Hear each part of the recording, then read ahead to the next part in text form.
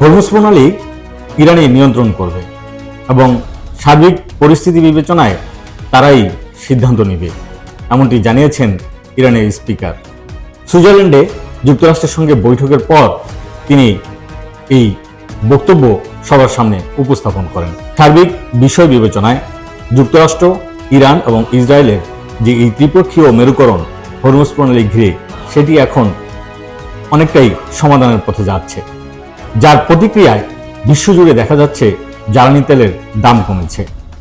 তবে সবশেষে ইরান কিন্তু হরমুজ প্রণালীর নিয়ন্ত্রণ তাদের হাতে রাখারই পক্ষে এবং সেক্ষেত্রে কাউকে অংশীদার করতে চায় না।